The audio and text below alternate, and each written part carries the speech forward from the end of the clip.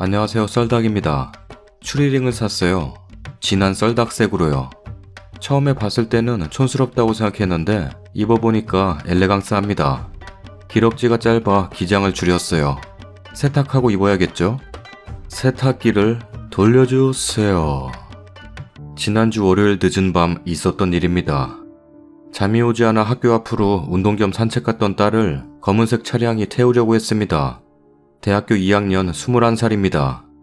도로에서 학교 정문까지 가로수길이 길게 뻗어 있는데 그 길을 따라 학교까지 올라갔다가 별 구경하며 기분 좋게 내려오고 있는데 검은색 차량이 속도를 줄이며 따라오더니 제가 데려다 드릴게요. 타세요. 라고 했고 딸이 두어 차례 거부하니 야, 타라니까?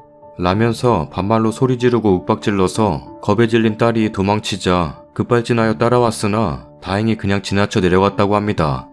지들끼리 낄낄거리며 크게 웃으면서요. 시각은 자정 직전쯤이었습니다. 놀란 딸이 인근 편의점으로 도망갔다가 그들에게 뒤밟힐까 무서워 자취방에 못 가고 저에게 전화해서 남동생에게 부탁해서 본가로 데리고 왔습니다. 학교에서 본가까지 자차로 1시간 남짓 거리입니다. 아침에 학교 측에 연락하니 명절 연휴 지나고 월요일에 CCTV 같이 확인하자 하여 어제 딸과 함께 경찰 입회하에 CCTV를 확인한 결과 특정할 수 있는 차량의 번호판 중 한글 한 글자는 깨지고 숫자 부분은 식별 가능한 상태였습니다. 그러나 학교 학생처에서 112로 신고한 게 아니라 담당 지구대 지역번호로 연락을 취한 것이라 기록은 남는다지만 정식 신고가 들어간 것이 아니고 개인정보 보호 때문에 담당 지구대에서는 차량 조회도 불가능하다고 합니다.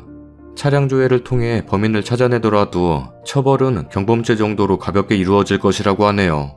또 같은 날 비슷한 시각에 학교 인근에서 차에 탄 남자들이 차를 멈추고 욕설을 하며 배회하고 있어서 무섭다는 내용의 신고가 여러 차례 들어와서 출동했으나 그 차를 찾지는 못했다고 합니다.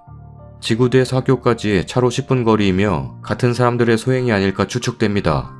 경범죄로 끝나더라도 경찰에 신고해서 범인을 잡아야 할까요?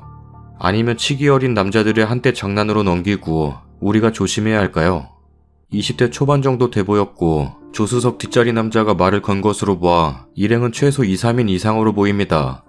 편의점에서 외삼촌을 기다리는 동안 편의점에 들어오는 남자 손님이 그들이 아닐까 겁에 질려있던 딸을 생각하면 피가 거꾸로 솟는 기분이고 그날 이후 딸도 저도 자꾸 불안해지곤 합니다.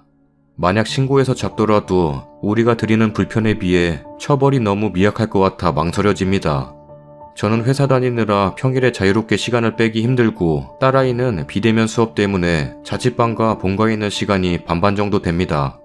본가에서 학교까지 대중교통편이 잘 되어 있지 않아 자차 없이는 편도 서너 시간 정도 소요됩니다. 학교는 경기도 한 시골 마을에 있고 범인이 인근 주민일 경우 향후 마주치면 보복을 하지는 않을까 그것도 사실 염려되는 상황입니다. 이런 상황이면 신고를 해야 할까요? 아니면 그만하길 다행이라고 생각하고 그냥 밤길 조심해야 할까요? 딱 신고 못하고 망설이고 있는 소심한 제 모습도 실망스럽긴 하네요. CCTV는 경찰 요청 시 제출할 수 있도록 백업 받아둔다고 했습니다. CCTV 화면 폰으로 찍은 사진, 차 번호판 가리고 첨부합니다. 댓글입니다. 신고가 들어가야 주변 순찰이라도 더 돌게 될 것 같아요. 주변 순찰 강화도 꼭 말씀하세요. 굳이 경찰서 가지 않아도 사이버로 접수되는 걸로 압니다. 정식적으로 수사 요청하시고 전화번호 및 모든 기재사항은 본가로 하여 어머님이 진행하셨으면 합니다. 혹여나 딸 신상 정보가 유출될까 걱정됐어요. 직접적으로 피해는 없는데 해야 하나 싶으시겠지만 하시는 걸 추천드립니다. 혹여나 평소에 그 거리 주변에서 딸을 봐왔거나 계획범죄라도 된다면 딸이 다시 위험에 처하지 않으리라는 법은 없어요. 팔을 끌었다거나 협박했다는 점이 녹취되지 않았다면 실질적으로 제목에 해당할 만한 건 없습니다만 혹여나 딸이 계획범죄 대상이었다면 이미 한번 신고가 들어간 접수건에 대해 다음번에는 경찰 측에서도 빠르게 대처가 들어올 겁니다. 혹시 모를 사고에 대비한다고 생각하고 정식 수사 요청하세요. 신고해주세요. 신고가 들어가야 다른 따님 같은 분들에게도 따님에게도 좋습니다.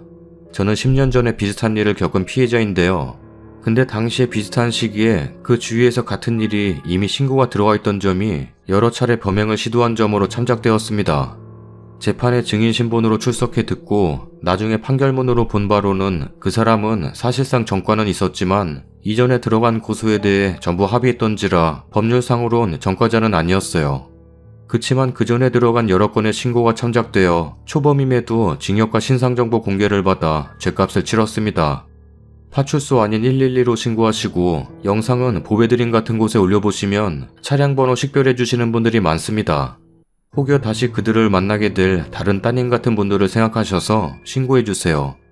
나는 대낮에 좀 후미진 곳에서 버스 타려고 기다리고 있는데 검은 세단이 지나가면서 태워준다고 타라고, 아니 안 탄다니까 자기 나쁜 사람 아니라고 성내더라고요. 두세 번 타라 안 탄다 화내고 어린 맘에 내가 저 사람 범죄자 취급한 건 아닐까, 기분 나쁘게 한 건 아닐까, 타도 괜찮지 않을까 오만 가지 생각하면서 내 몸은 차 쪽으로 가 있고 문을 여는 찰나에 버스 와서 버스로 튀었어요. 내 인생에서 가장 위험한 순간이지 않았나 싶네요. 저도 대학 시절 비슷한 일 당한 적 있습니다.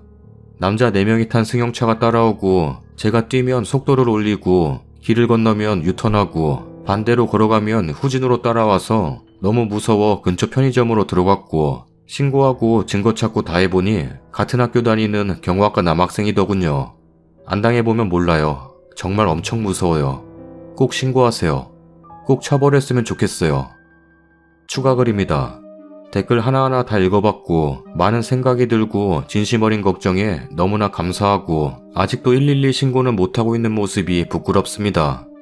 학교에서 따로 공문으로 강력수사 요청했고 진행 과정 꼼꼼하게 모니터링해서 공유하겠다고 하셨습니다.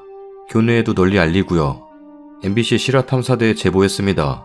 사건 당일 당사자가 학교 커뮤니티에 올렸던 글과 댓글들. 그간 이런 일이 자주 있어 불안하다는 내용이 많네요. 모두 캡처해서 제보했고요. 차량 번호 가린 건 출동 당시 경찰들이 커뮤니티에 번호판 나오게 올리면 명예훼손 등으로 오히려 제가 처벌받을 수 있다고 조심하라고 조언해 주셔서 그랬고요. 제가 받을 불이익이 크지 않다면 댓글들 말씀대로 차 번호 오픈해서 온라인 문매라도 실컷 맞게 하고 싶네요. 명예훼손 벌금이 얼마나 되는지, 합의금 따로 줘야 하는지 아는 분 좀 알려주세요. CCTV 확인하면서 경찰분들이 앞으로 순찰 강화하려 노력하겠지만 현실적인 제약도 이해 좀 해달라고 하시더라고요.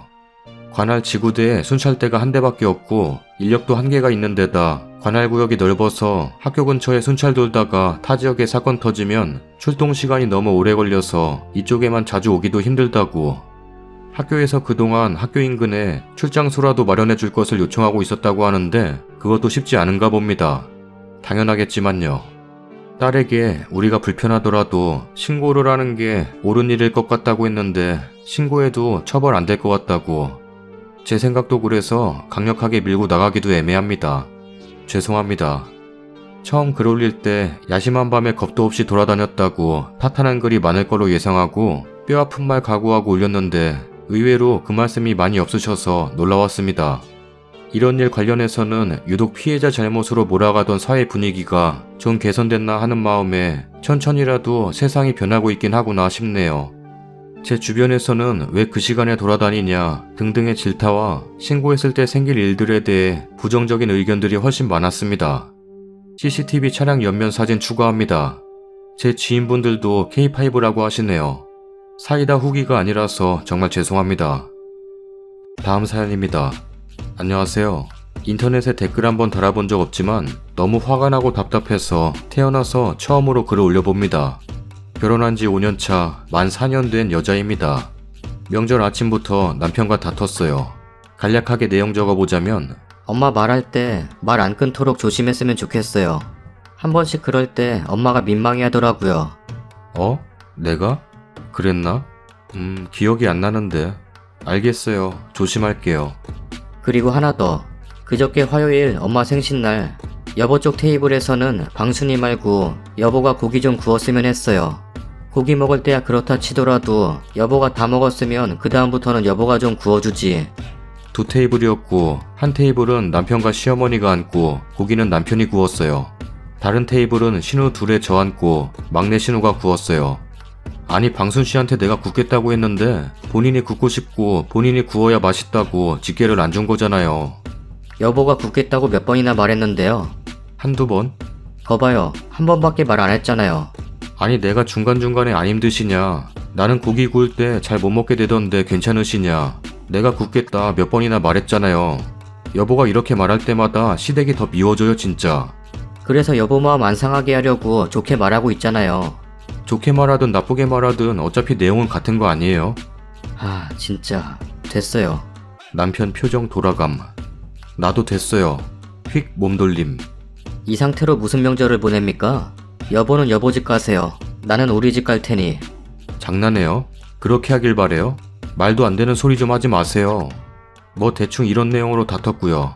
그 전에 이외에도 남편이 엄마 앞에서 머리 긁거나 만지지 말아요. 엄마가 어른 앞에서 뭐 하는 행동이냐예요.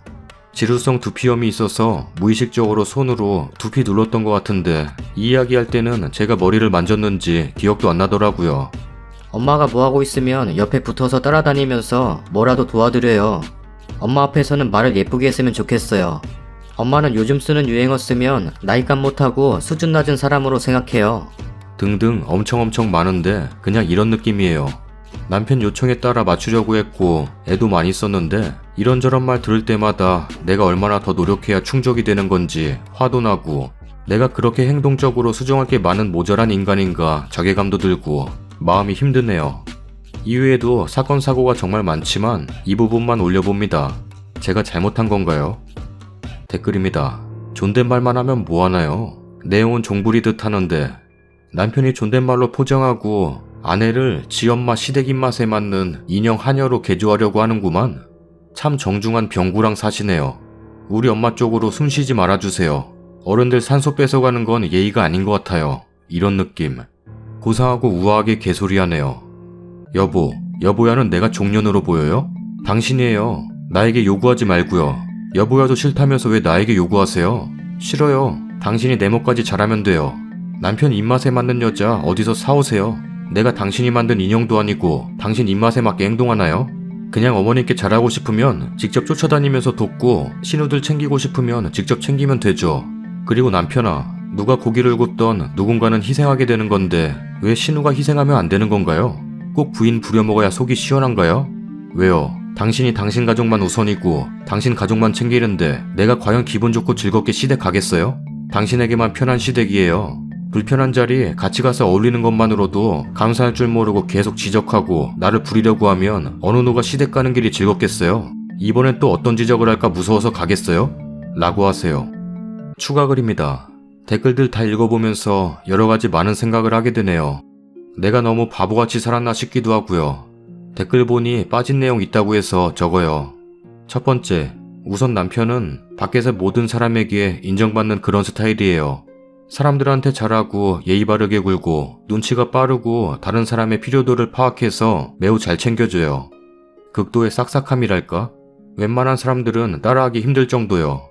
대신 그만큼 살피고 있기 때문에 예민한 성격이고 회사 다녀오면 녹초가 돼요. 두 번째, 남편은 친정 가서도 과하다 싶을 만큼 잘해요. 부엌 가서 친정엄마 도와드리고 설거지 자처해서 하고 무언가 몸으로 움직여야 하는 모든 일들을 자처해서 해요. 고기 굽거나 수저 세팅하거나 반찬 옮기거나 등등 제 동생들이나 부모님이 하고 있어도 어떻게든 본인이 하겠다고 우겨서 합니다.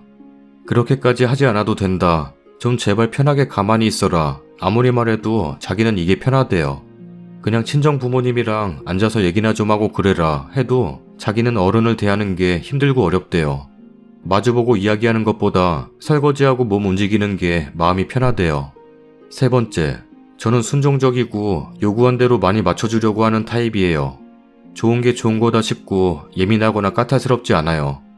사람들 표정 보면서 눈치를 많이 보기 때문에 면전에 대고 돌직구 날리지 못해요. 극도의 싹싹함이나 아부를 잘하지 못하지만 일반적인 사람들이 갖춰야 하는 예의는 충분히 갖추고 있어요. 하지만 남편이 너무 싹싹하고 잘하기 때문에 제가 상대적으로 비교가 될 수밖에 없고요. 남편이 이런저런 부분을 저에게 요구할 때 내가 바뀌어야겠다 싶어서 많이 노력했어요. 실제로 이전보다 사람들의 필요도를 잘 파악해서 챙겨주고 시어머니한테도 더 눈치 빠르게 빠릿빠릿 행동했고요. 어머니 뭐하고 계시면 계속 따라다니면서 도와드리기, 자리에서 일어나시기만 하면 정말 주인 쫓아다니는 강아지처럼 따라다녔어요.